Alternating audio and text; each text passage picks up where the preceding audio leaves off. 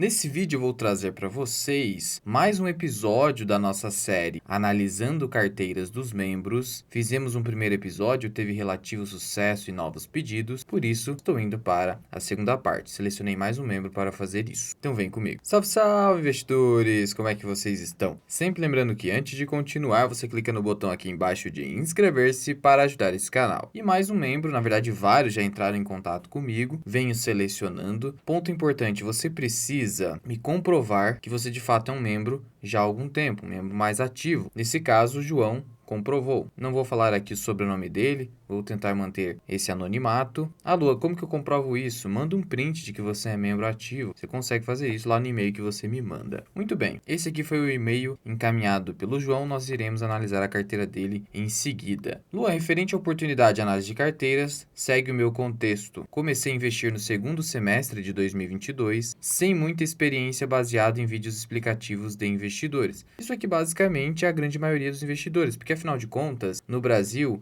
não se tem educação financeira de base, de tal modo que o que vem salvando o conhecimento sobre investimentos, tirando aquele caráter hermético anterior apenas para pessoas muito ricas ou que já vem de uma família mais instruída nesse sentido, agora sim, essas pessoas, os mais comuns como nós, conseguimos obter esse conhecimento e uma via é justamente os vídeos no YouTube. É claro que essa abertura também trouxe muita coisa ruim no meio, que são pessoas de baixa credibilidade ou que não agregam nenhum valor, mas no meio do caminho você consegue ir selecionando, tendo um bom filtro ali para vislumbrar qual educador financeiro realmente está interessado em entregar valor. O importante é você não simplesmente seguir uma diquinha no YouTube. Até mesmo o Barsi, ele não seguindo dica do YouTube, mas seguiu a dica de um amigo, entrou na Ocean Pact e teve bastante prejuízo com isso. Mas claro, ele é um bilionário que tem muito dinheiro para desperdiçar, entre aspas. Você não. Você está construindo um patrimônio, você tem que ser mais certeiro. Então veja, ele começou a investir no segundo semestre de 2022. Portanto, podemos presumir que seja a partir de julho de 2022. Ainda estou no início e gostaria de auxílio. Meu foco seria investir numa carteira mista, com ações de oportunidade e dividendo. Hoje tenho 34 anos e meu objetivo é alcançar uma renda de R$18 mil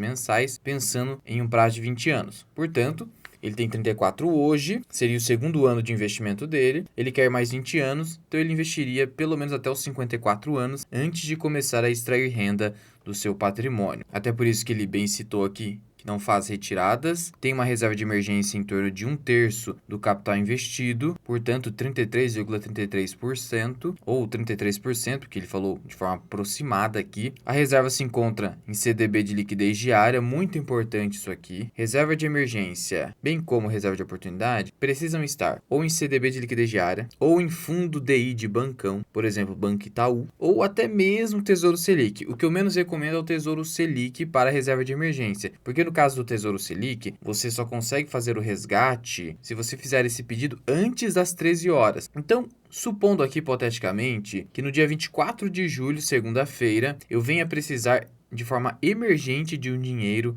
às 14 horas e esse dinheiro está no Tesouro Selic. Eu vou pedir o resgate, não vou conseguir resgatar naquele momento. Logo, perderá a razão de ser, porque eu preciso pedir até às 13 horas para o dinheiro cair naquele dia na conta. Por isso, Tesouro Selic só para reserva de oportunidade, nunca para reserva de emergência. Reserva de emergência, CDB de liquidez diária, fundo DI de bancão, e se você for extremamente medroso, poderia até ser a poupança, mas não compensa usar a poupança, afinal de contas, você tem o fundo DI de bancão que tem o resgate igual ao da poupança, não faz sentido usar a poupança, ok? Os aportes do João estão entre 5 mil a 8 mil reais mensais, e ele citou, sou membro ativo do canal e gostaria de saber se poderia investir em outros ativos ou outros tipos de investimento, além de saber se minha carteira está no caminho certo. Muito bem. E João, se você estiver assistindo esse vídeo, já deixa aqui nos comentários, senão vai vir aquele chato e vai dizer, nossa, ele está montando, ele está simulando aqui um depoimento e uma carteira apenas para ganhar views, como se eu fosse obrigado a fazer isso para ter 17 mil visualizações, como ocorreu aqui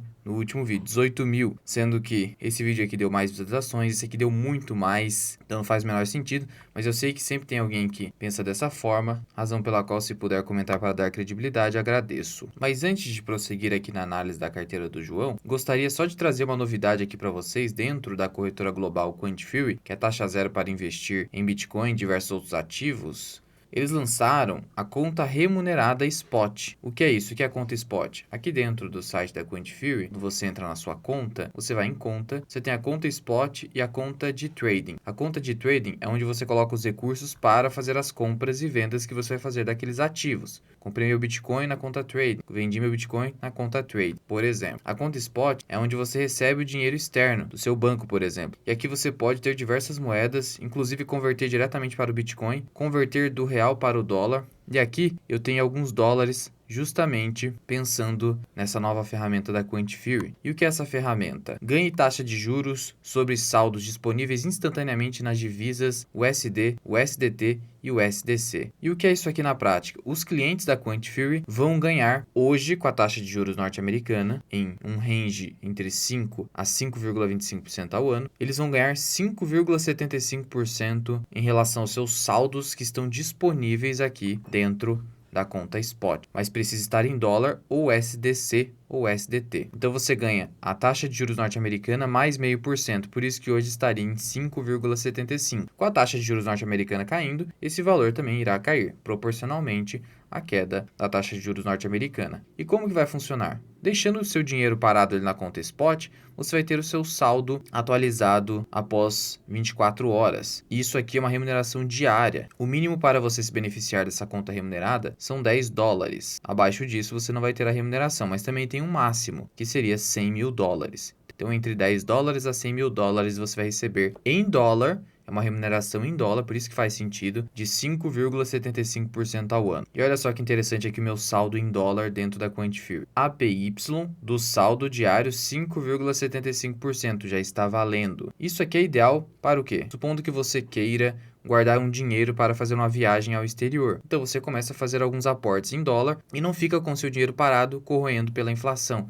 Você pelo menos assegura a taxa de juros norte-americana em mais um ágio de 0,5%. Dificilmente você vai encontrar uma corretora ou até uma conta global que te dê uma remuneração como esta, de forma bastante simples e sem pegadinha. Caso você queira abrir conta na Quantifury, deixe o link aqui na descrição e colocando o código MIRAI, você recebe uma recompensa que pode ser um Bitcoin ou uma estoque, por exemplo, desde que você faça um depósito inicial de 50 dólares. E para consultar a sua remuneração, basta clicar aqui em histórico. Trarei mais vídeos sobre isso, mostrando para vocês como isso vai acontecendo na prática. Mas prosseguindo aqui com a carteira do João, ele tem aqui um saldo bruto de R$ 77.040. Mesmo se eu puxar aqui 5 anos dentro do Investidor 10, a gente verifica que ele realmente iniciou a aportar em julho de 2022, como ele relatou ali, ou seja, segundo semestre de 2022. E ele começou devagar, como deve ser. Quando você está ingressando no mercado de renda variável, você tem que começar devagar, porque tudo é um aprendizado. E já que é para o longo prazo, você não precisa ficar maluco de sair aportando quantias enormes que você não vai conseguir suportar no começo. Eu costumo dizer que aqueles perfis, que são os perfis de suitability,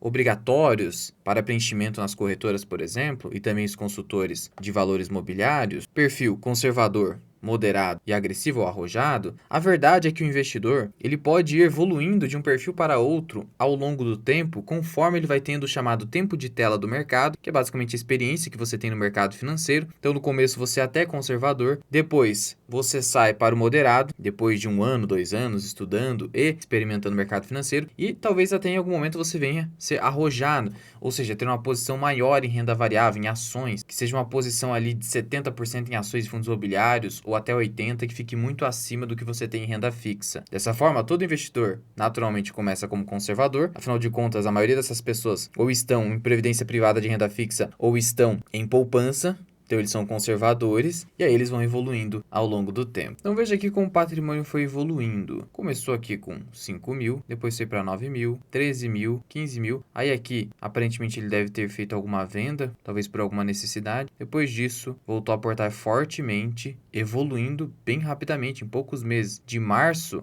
até julho, ele saiu aqui de um patrimônio de 11.860 para 73.387. Bem rapidamente a evolução. Aqui estão os lançamentos dele. Os últimos lançamentos de julho foram apenas compras com apenas uma venda aqui de Copel. Na verdade, uma venda desnecessária, na minha visão. Não havia necessidade de vender Copel aqui 500 ações. A ação pode continuar evoluindo mais, cuidado com o giro, porque o que acontece com o giro? Vamos pegar o caso de Copel, CPLE 3. Atualmente a ação está custando R$ 7,72. Parece ter sido um bom negócio, porque se ele vendeu a 8,7 e agora está 7,72, ele evitou essa queda. Mas veja, e se a ação, depois desse 7,72, disparar para 8,50, 9, e aí ele voltar a comprar a 8,59, o que ele acabou ganhando na operação? Não ganhou nada. Porque, na verdade, se ele tivesse simplesmente ficado quieto, ele teria surfado toda essa alta. E Copel ainda tem perspectiva de alta, principalmente no pós-privatização. Então, não considere esse movimento inteligente como um investidor de longo prazo. É preferível não ficar fazendo essas vendas que só funcionam se você for capaz de, por exemplo, com o Banco do Brasil, vender a 50 e depois recomprar no fundo máximo que o banco pode chegar. Então vamos supor que o banco volte a 40 e você recompra. Aí você fez um bom negócio. Mas imagina só o cenário que você vendeu a 50, o banco caiu a 47, você volta a comprar 47 e aí o banco cai para 35. Você não teve ganho nenhum. Ele caiu, inclusive, bem abaixo, talvez, do seu preço médio. E aí você voltou a comprar 47. Fez uma bagunça que, na verdade, não serviu para ter lucro nenhum. Isso não vai fazer a sua carteira evoluir. Ele fez aqui também algumas vendas de CSN, Bradespar, mais vendas aqui de Copel. Essa venda aqui foi a 6,65. Veja, essa venda aqui foi ruim. A 6,65 não foi um bom negócio. Aqui é 6,68, aqui é 7,71. Então é muito complicado acertar o melhor preço de venda. É preferível comprar empresas que você pretende nunca vender, salvo aquelas que você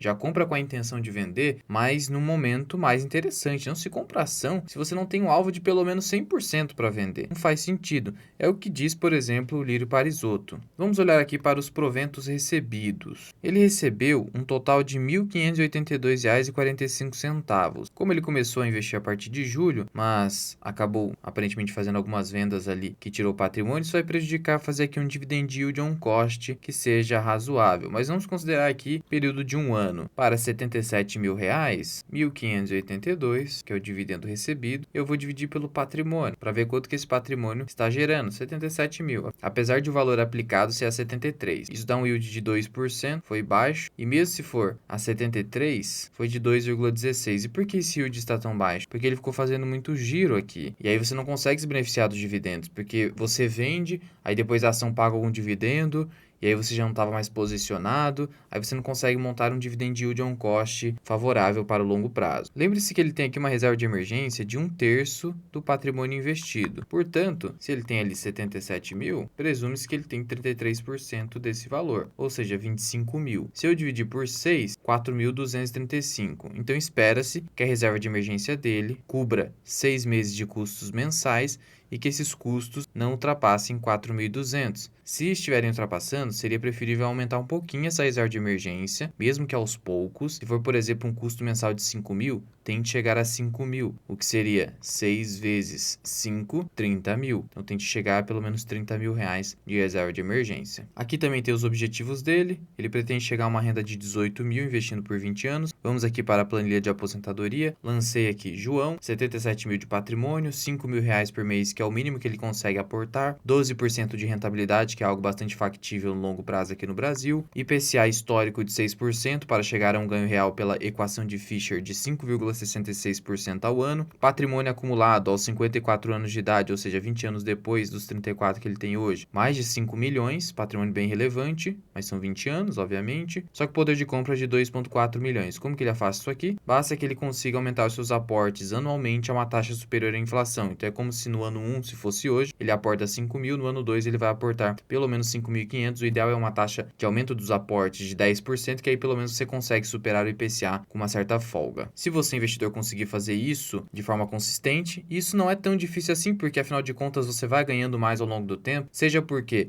você se aperfeiçoou mais e conseguiu mais valor para o seu trabalho, seja porque você está num trabalho que tem ali os reajustes anuais inflacionários. Se você for um seletista, vai ter o reajuste pela convenção coletiva ou acordo coletivo de trabalho. Se você for um servidor público, você vai ter o reajuste anual, que é garantido pela Constituição e até mesmo pelas leis locais ali que regem o seu cargo público. Portanto, não é tão difícil afastar essa diferença aqui. Você conseguindo lançar os efeitos da inflação dos aportes, você vai conseguir chegar no patrimônio real desse aqui de cima, que seria de 5 milhões, do que esse aqui de 2,4 milhões, que é apenas o ganho real. Aqui embaixo vai ter a renda utilizável, que será de 11.380 aproximadamente. Dessa forma, seu patrimônio continua crescendo. Se você simplesmente vir aqui e já utilizar 18 mil reais, que é a sua meta, vai chegar aqui perto dos 70 anos de idade, se a inflação se mantiver em 6%, se a sua rentabilidade não aumentar acima de 12% e você parar os seus aportes, seu patrimônio pode acabar. Então tenha cuidado com isso. Foque numa taxa de retirada ideal dos seus dividendos ao mês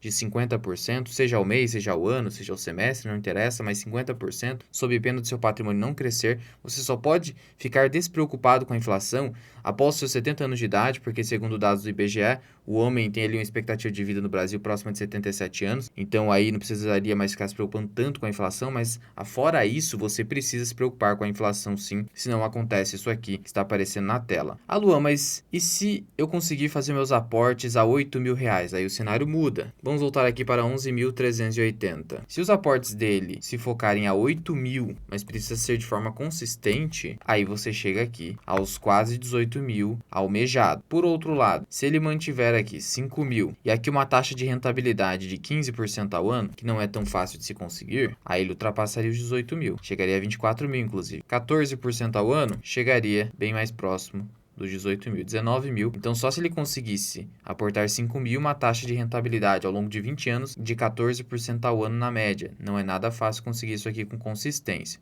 Por isso, prefiro os 12%, que é mais pé no chão. Voltando aqui para as ações da carteira, ele tem aqui 11 ativos, tudo bem. Está dentro ali de um número ali que eu considero razoável para o investidor estar começando, entre 10 a 15 no máximo ali. Já tem um patrimônio de quase 100 mil investido, tá tudo bem. Só diminuir ali a frequência que faz os giros, que a gente viu que tem uma certa frequência ali de giros fazendo vendas desnecessárias. Começando aqui com Vale, pegou no excelente preço. Eu mesmo venho comprando Vale com muita frequência, inclusive passou a ser a maior posição da carteira dele. Ele falou aqui que não quer focar apenas em dividendos, mas uma carteira mista. Então faz sentido ter, por exemplo, Home, que está aqui também na segunda posição dele. Eu só não acho adequado a Home ser a segunda maior posição da carteira, porque Home é uma empresa mais cíclica do setor industrial e é uma small cap. Tem altíssima volatilidade. Nós vimos o que aconteceu recentemente com uma queda de 10% em apenas um dia, porque teve queda no lucro líquido de Home, então você tem muita volatilidade com essa ação. Depende de uma taxa de juros estar mais baixa para ela ter uma alta performance. Então eu diria que o ideal é colocar Home dentro da sua carteira de oportunidades. E eu separo a minha carteira da seguinte forma: 70% ações de dividendos, 30% ações da carteira de oportunidade. Então o Home deveria estar dentro desse bolo de 30%. Então, dentro dos 77.000, o que você teria da carteira de oportunidades? 77.000 vezes 0,30. Então o Home deveria estar aqui dentro dos 23.000 do interior da sua carteira. Ah, mas aqui é 14. Bom, mas a Home vai ocupar sozinha a posição de ação da carteira de oportunidade? Eu acho isso um pouco temerário, porque daí, na verdade, você está colocando 30% dos seus recursos em apenas uma empresa, o que só é adequado, na minha visão, com empresas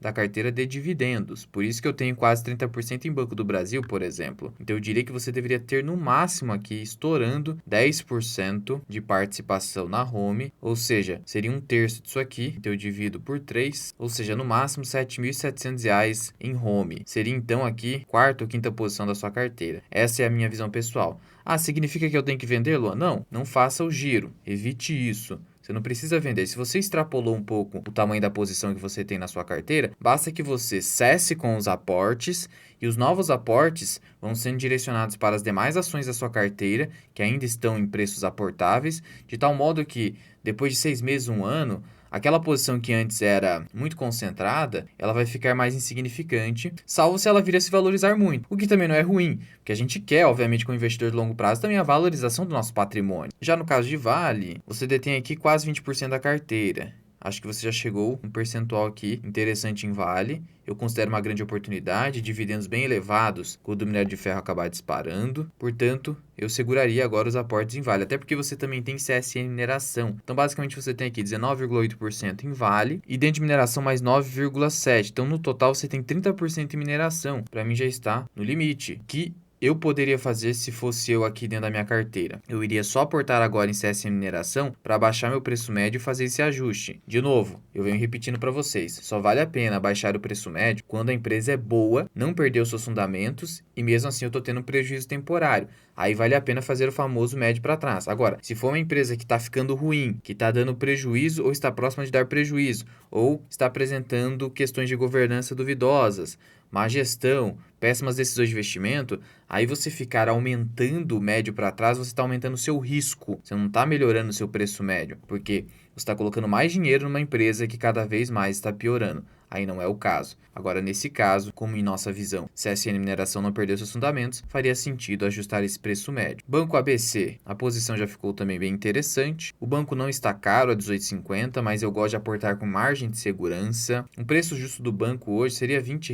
tranquilo, mas aporte bem abaixo disso, senão você não consegue, ao menos no curto prazo, pegar um bom preço no ativo. Até 18,50 já estava de bom tamanho os aportes, preço médio ficou a 17, ok, maravilha, acertou. Caixa de Seguridade, deve ter começado a aportar faz pouco tempo, eu tenho como preço teto nela a 10,50, já é uma posição relevante, por isso eu também pararia de aportar, isso na minha visão pessoal. CEMIG, a primeira elétrica aqui da carteira, então veja, para uma carteira de dividendos, seria preferível as elétricas estarem mais aqui para cima, né? Então, por exemplo, no lugar de Home, por exemplo, ele tem aqui a Alupar e CEMIG, essas duas deveriam estar aqui antes de Home. Por quê? Dentro da carteira previdenciária, que é a maior posição da nossa carteira, a gente vai ter basicamente empresas do setor financeiro, então teremos seguradoras e bancos, empresas do setor elétrico, talvez ali um pouquinho de saneamento e até papel e celulose. Por mais que papel e celulose tenham um caráter cíclico. Afora isso, a gente ou está colocando em grandes oportunidades ou pensando em dividendos futuros não tão longínquos, como é o caso de Vale na minha visão. Aí temos aqui Irani, que já chegou de um preço ali também mais ou menos próximo do que é justo, já seria o caso de parar os aportes, já chegou num preço legal. Aumentar a posição em setor elétrico, aí você pode fazer a opção dentro da sua carteira. A Klabin ainda está abaixo do preço teto nosso aqui de 4,50. 3R Petróleo, aí seria da carteira de oportunidade, detém aqui 4,5%, tudo bem, até 5%. Dá para fazer o aporte. E Itaúsa, 3,85% acima de R$ 9,00. Eu não entendo como um bom local para aportar em Itaúsa, exceto para baixar o preço médio para fazer ajustes. Afinal de contas, com as bonificações, ela consegue manter a cotação mais estável, não cresce tanto. Mas afora os giros e alguns problemas aqui apenas de tamanho de alocação, essa carteira está muito boa. Não tem nenhuma loucura aqui nela. Eu vou colocar aqui IRB, vou colocar aqui grande posição em light, vai que sobe, vou colocar aqui Oi. Não tem nada aqui com viés ultra especulativo. O único que você poderia falar, não, 3R é mais especulativa. Pode até ser, mas a relação risco-retorno com ela aqui é bastante grande porque ela de fato tem um potencial de crescimento enorme. O importante é não também ultrapassar mais que 5%, senão fica bem pesado aqui em termos de volatilidade na sua carteira. E de novo aqui em relação aos proventos, por que eu disse que 2% é algo baixo? Porque se você estiver focado efetivamente em dividendos e não ficar fazendo giro, você vai conseguir um yield on cost ali próximo de 7, 8% ou até 9%, como é o caso do Barsi, que recebeu, aqui está 1,1 milhão, mas foi 1.015.000 reais por dia em dividendo, foram 365 milhões de reais em dividendos no ano de 2022, com patrimônio de 4 bilhões de reais. Então, se você pega aqui 365 e divide por 4 mil, seria 4 bilhões, você tem 9,12%. Então, 9%, entre 7% a 9%, é algo bastante razoável de se conseguir no longo prazo, desde que você foque em dividendos. Então, com um patrimônio aqui de 5 milhões, o que se espera que ele consiga no longo prazo? Colocando-se aqui 8%, que é o que dá para conseguir sim, vamos colocar aqui 5 milhões vezes 0,08, 8%. Isso dá 400 mil por ano, você divide por 12, isso gera uma renda de mais de 33 mil reais, você aplica a taxa de retirada de 50%, isso dá 16.600 reais. Já quase chegaria nos 18 mil que ele projeta e espera. E se você quiser aprender mais sobre investimentos, considere se tornar membro do canal associado Mirai. Você clica aqui em Seja Membro, adiciona o nível 2, vai ter a chance de ter a sua carteira analisada por mim, precisa comprovar que é membro, mandando e-mail para mim, ainda tem acesso a lives exclusivas, aos movimentos que estou fazendo na minha carteira, aulas de indicadores da análise fundamentalista, aulas de valuation, mini curso de imposto de renda para investidores, indicador do Peter Lynch, earning yield e muito mais. Ou alternativamente, você pode contratar os meus serviços de consultor de investimentos. Sou analista CNPI 3707, posso montar a sua carteira do absoluto zero ou analisar o seu portfólio já existente por escrito ou via consulta individual comigo por Google Meet, como você preferir. Para me contatar, basta enviar uma mensagem via WhatsApp Business, que fica aqui na descrição do primeiro comentário fixado, ou através do meu Instagram, que também fica aqui na descrição. Mas já vai deixando aqui nos comentários o que você achou da carteira do João. Seja respeitoso nos comentários. Eu fiz aqui pequenas críticas. Na verdade, ele está no caminho certo, são pequenos ajustes. Obrigado pela humildade, João. E se puder, comenta aqui embaixo. Se não puder também, tudo bem, para manter o seu anonimato. Espero que você siga nessa série adotando aquilo que faz sentido para você e aquilo que não faz sentido você você simplesmente exclui. Muito obrigado por ter ficado comigo até aqui. Eu sou o Luan, esse que é o canal Mirar Investing. Até o próximo vídeo. Fui!